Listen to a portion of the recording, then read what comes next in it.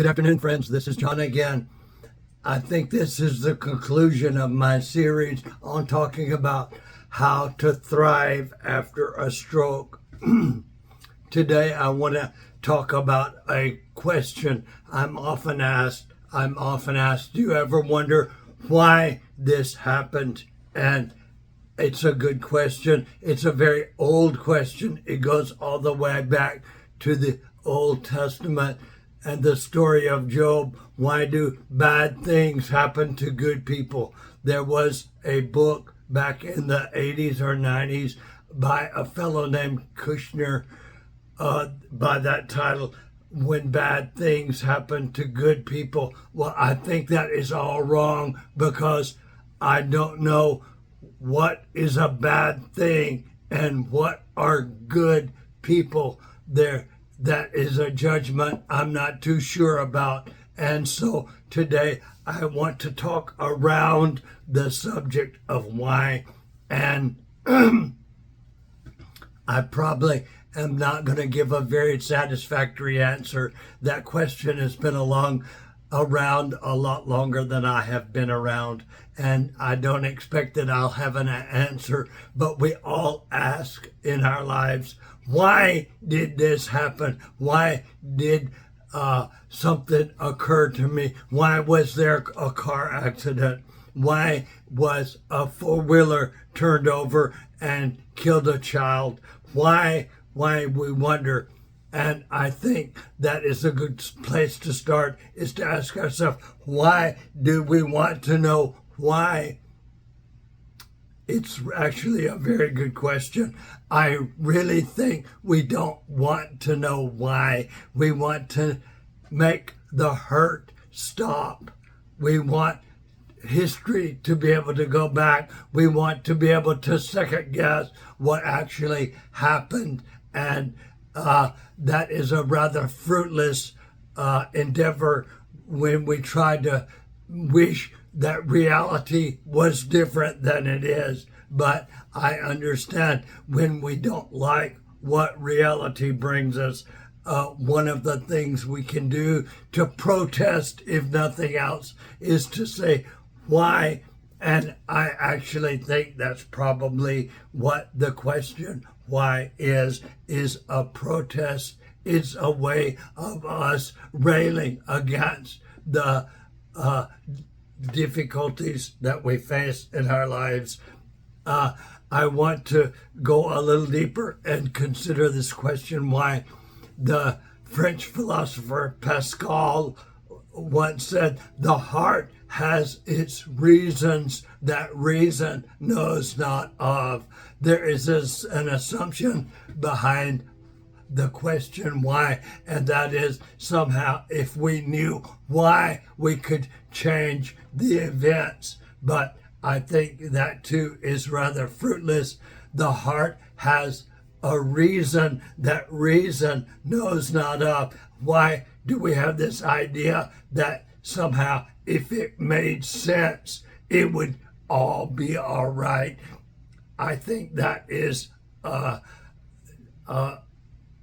fool's game. I don't think even if we did know why, it would give us what we want. And that is, we want reality to be different. And one of the things you need to remember is that there are many different kinds of reasoning. There is the fundamentalist Christian answer that kind of goes like this: God is reasonable. God causes everything. And so God causes all bad things to happen. I think that is a misunderstanding of God, and it is a way that we try to get the thing that is bigger than a box inside a box. So we've got to ask ourselves, whose why? What standard is there for rationality, and what standard makes things right? I think oftentimes we're not really asking for a reasonableness. We're asking for a justice. What we want is, we don't want to say why something happened. We want to justify a reason that it happened, and to somehow hold on to the idea that we live in a just world. And so a lot of people use heaven for that. Heaven is going to be someplace where all things are set right, where good people get their just deserts, and evil people are punished. And I think a lot of times we're saying why, but what we really want is, we want everybody to get, according to our point of view, what they should get. And I think that points out the flaw of that reasoning, is that what you think you should get and what you should get might be two different things. And so I think this whole question of why is oftentimes setting up our own personal sense of justice on a pedestal, and somehow saying the world and all the events that happen in the world have to meet our understanding of what is right or good or fair. I was home in Mississippi last week, and I've got a relative who is very involved in a recovery group, and she said the fair is coming to Mississippi in October. That's the only fair you're going to get. Somehow we think the world should be fair according to our own point of view. And I think it's never going to work out that way. I want to suggest to you my own experience. I was stricken by a stroke on May 23rd last year, and I woke up sometime in September and started being aware, and people started asking me, did I think I knew why it happened? Well, I surely love to eat cured meats, and I like barbecue, and I think my arteries were full of plaque, and I have a genetic history. My mother died of a stroke, and so I have my genetics, I have my behavior, and I also have a history of incredible trauma in my childhood. I watched my father being beaten to death when I was 5 years old. And so I would have to say that somehow that childhood trauma is in there too. And so when people say it doesn't make any sense that you had a stroke, according to that book that I want to read that sits on my shelf, the body keeps score.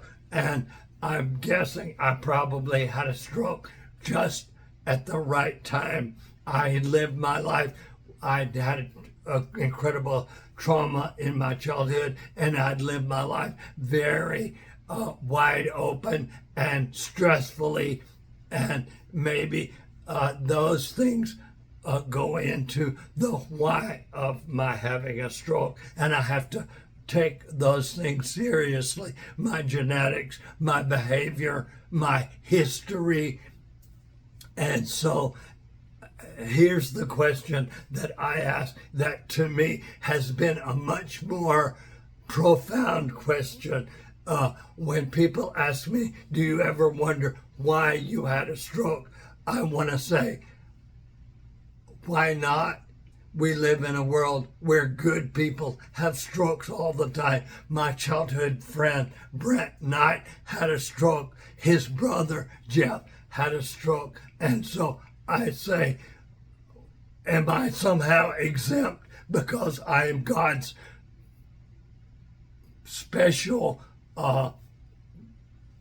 favorite, and I'm exempt from the vicissitudes? I love that word. Don't you love that word, vicissitudes? It is the things that happen in your life.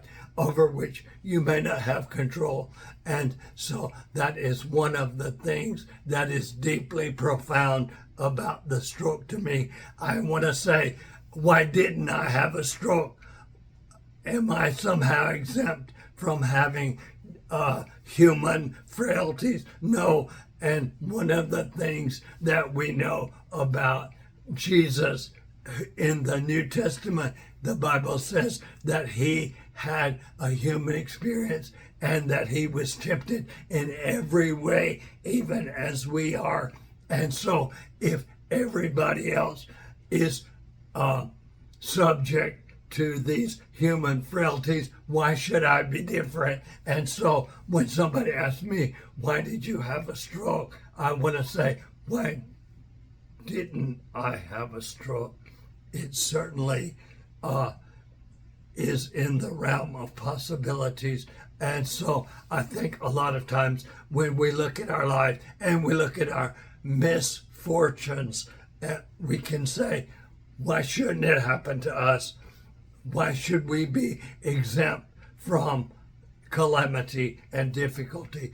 We live in a world where things happen. And so my view of the stroke and ill health, and I know that many times ill health is directly related to decisions that we make, but sometimes it's not. It doesn't have anything to do with anything that we have done.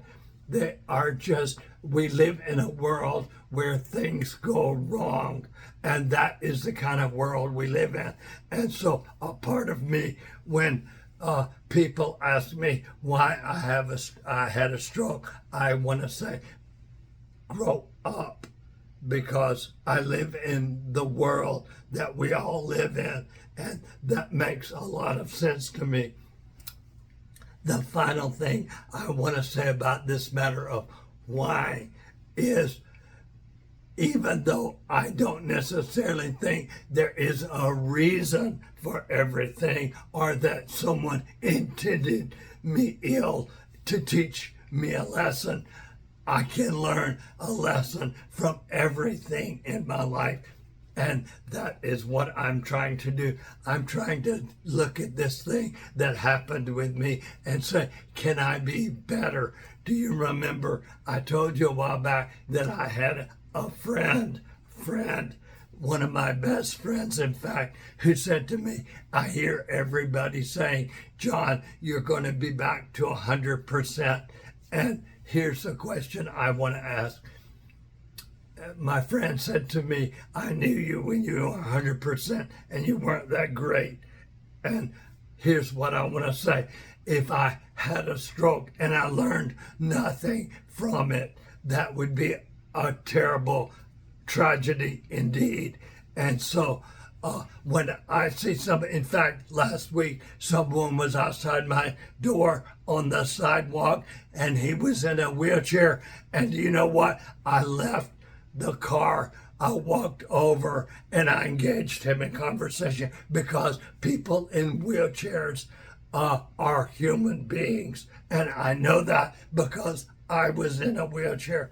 And I think I'm a little bit more sympathetic. I think I'm a little bit less likely to fly off the handle. In some ways, I'm more likely to fly off the handle. But I want to be better because of this stroke. I want to learn something by it.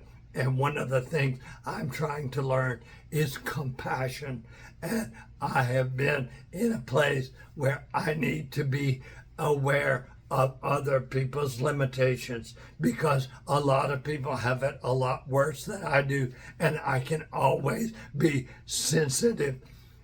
Rebecca Solnit and she wrote a book several years ago. It was entitled A Paradise Built in Hell. And she challenged the idea that when human beings are set upon and when human beings have difficulty, that they become self-centered and cutthroat and man eat man. And she said when she went through an earthquake in California, that people were actually kind and compassionate and went out of their way to help their neighbor. That is my testimony. I would say the people that I've met since I've had a stroke are people who are kind and go out of their way to show me deference and to let me have a seat or to hold the door open for me. And so I want to remind you that calamity can be a reason for you to learn kindness. Calamity can produce kindness. It can produce meanness and self-centeredness, but it can also cause you to be aware of other people's difficulty. There is another book by Ryan Holiday, and that book is entitled The Obstacle is the Way. And hold on, I've got to snooze my alarm clock. The obstacle is the way. And Marcus Aurelius was a Stoic philosopher who was also the emperor of the Roman Empire.